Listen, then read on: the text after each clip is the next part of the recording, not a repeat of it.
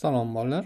Bugungi darsimizda C++ dasturlashtirishda birinchi, albatta eng mashhur bo'lgan yoziladigan kodlardan biri bo'lmish Salom dunyo yokida Hello World deb nom ostida mashhur bo'lgan kodni C++ da qanday qilib yozishimiz mumkinligini ko'rib o'tamiz. Uning uchun bizga nimalar kerak bo'ladi?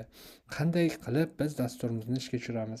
Har biri bilan tanishib o'tamiz, lekin birinchi navbatda kodimiz nimalardan tashkil topgan va qanaqangi elementlardan tashkil topgani haqida biroz to'xtalamiz va uni men sizlarga tushuntirib beraman. Xo'p, birinchi qator kodga e'tibor beramiz va include iostream. O'zi bu nima? Bu header fayl kutubxonasi hisoblanadi va u iostream standart kirish va chiqish oqimini ifodalaydi, ya'ni input va output degan. Mana bu yoqda input va output kutubxonani nazarda tutilgan, ya'ni kiruvchi va chiquvchi ma'lumotlarga javob beruvchi kutubxona hisoblanadi. Xo'p, ya'ni biz sin, cout degan nom ostidagi funksiyalarni chaqirishga imkoniyatiga ega bo'lamiz. Bularni haqida keyinroq gaplashamiz keyingi darslarda batafsil.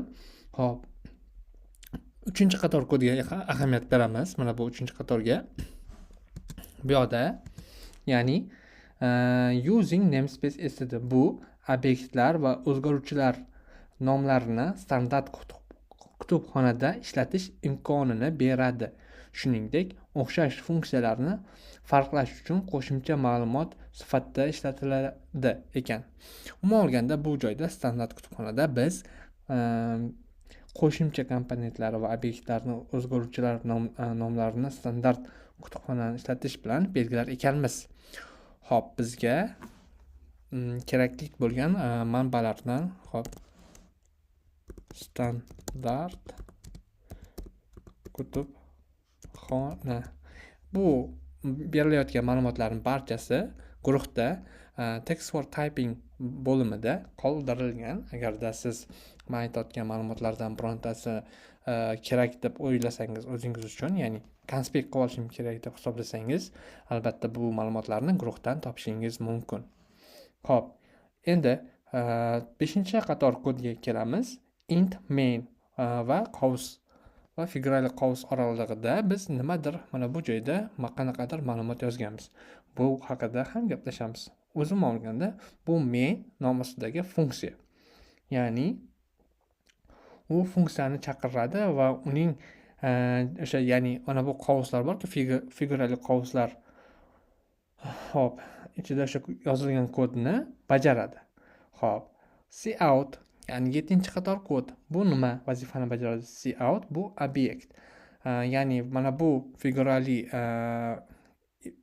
ko'rsatkichlar orqali biz keyingi qo'shni tirnoq ichidagi ma'lumotlarni bir matnni chiqarish uchun ishlatiladi. Bizning misolimizda bu hello world degan matn bo'lib turibdi ekan va endi mana shu qator kodning yakuni ekanligini va keyingi qator matn qatoriga o'tishimiz mumkinligini bildiradi.